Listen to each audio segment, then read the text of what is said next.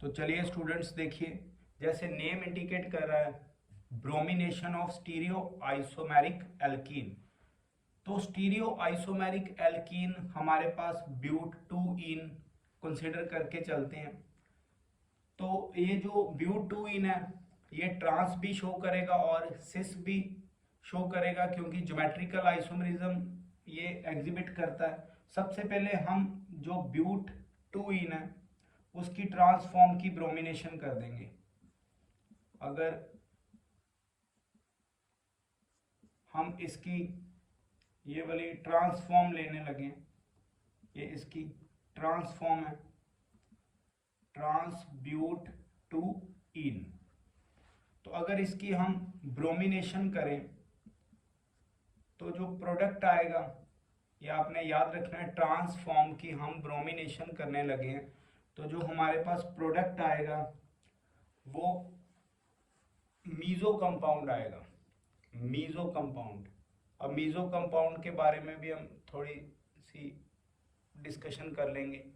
Meso compound जैसे ये CH3 और ये वाला CH3, उसके बाद अब दोनों साइड हाइड्रोजन्स और ये ब्रोमो ग्रुप्स। अब मीजो कंपाउंड है क्या, ये हमारे पास मीजो आ गए। और अगर इनका आपने IUPAC नेम लिखना है तो 1, 2, 3 और 4। तो हमारे पास जो IUPAC नेम आया इसका 2, 3 डाईब्रोमो ब्यूटेन, डाईब्रोमो ब्यूटेन आया है। एक बार जरा इसे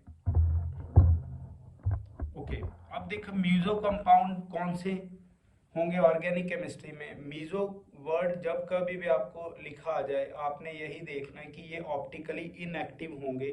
although meso compound chiral carbon atom इनमें प्रेजेंट होगा, एक से ज्यादा। देखिए 2 कायरल कार्बन एटम्स हैं, और कायरल कार्बन एटम्स कौन से एटम्स हैं, जो चारों के चारों डिफरेंट ग्रुप्स के साथ लगे हों उनको बोलेंगे कायरल कार्बन एटम्स।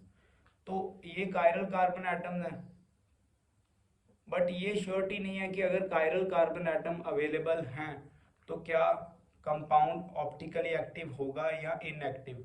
इसमें देख लीजिए मीजो कंपाउंड में 2 कायरल कार्बन एटम्स हैं, बट फिर भी ये एक दूसरे की आइडेंटिकल मिरर इमेज बना रहे हैं। तो कभी भी ऐसा कंपाउंड आ जाए जिसमें प्लेन ऑफ सिमेट्री पास कर जाए, चाहे उसमें एक से ज़्यादा कायरल कार्बन एटम है, वो मीजो कंपाउंड होगा। तो इस पर्टिकुलर रिएक्शन में हमने ये देखा, अगर ट्रांस ब्यूट 2 इन को हम ब्रोमिनेट करें तो मीजो कंपाउंड आएगा। तो इसी तरह से अगर हम सिस का यहाँ पे रिएक्शन देखें, अगर हम सिस के साथ रिएक्ट करें, सिस ब्यूट 2 इन को हम रिएक्ट करें ब्रोमीन के साथ, जैसे सिस देखिए किस तरह से,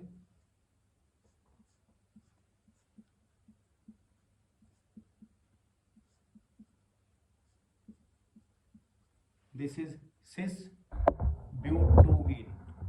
सिस कैसे, मैंने आपको एक वीडियो में ये सिखाया हुआ है कि अगर हम यहाँ से एक लाइन ड्रॉ करें फिक्टिशियस, तो देखिए नीचे एक प्लेन पे दोनों हाइड्रोजन है, ऊपर एक प्लेन पे मिथाइल ग्रुप्स हैं। तो ये अगर सेम है तो ये आएगा सिस ब्यूट 2 इन।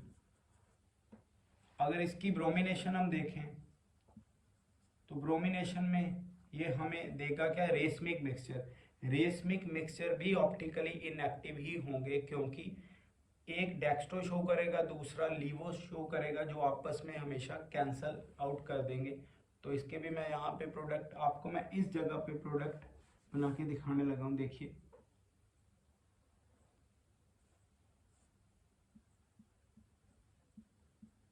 दोनों एक साइड नहीं लेंगे क्योंकि इससे वो मीजो कंपाउंड बन जाएगा। ये देखिए अब दूसरा प्रोडक्ट जो आएगा वो इसका इनैंशियोमर आएगा।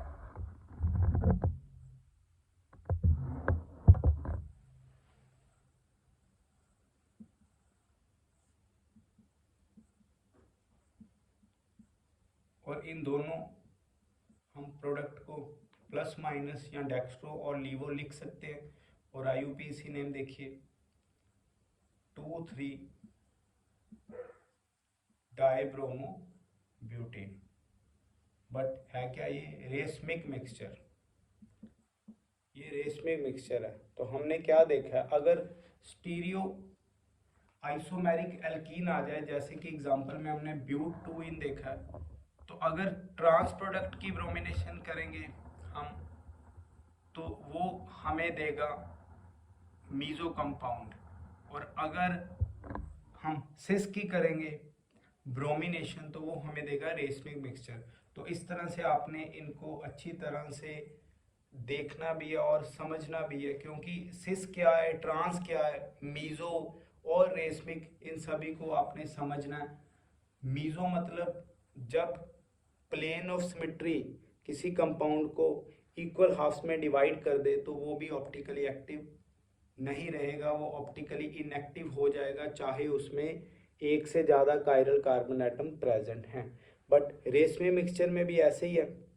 इसमें एक जो कंपनसेशन है, मतलब रोटेशन है, right hand side dextro rotation को लीवर रोटेशन कैंसल आउट कर देगा, तो ये भी ऑप्टिकली इनएक्टिव। इट मीन्स सिस और ट्रांस की ब्रोमिनेशन अगर हम करते हैं ब्यूट 2 इन की, तो जो प्रोडक्ट्स आएंगे वो ऑप्टिकली इनएक्टिव ही आएंगे।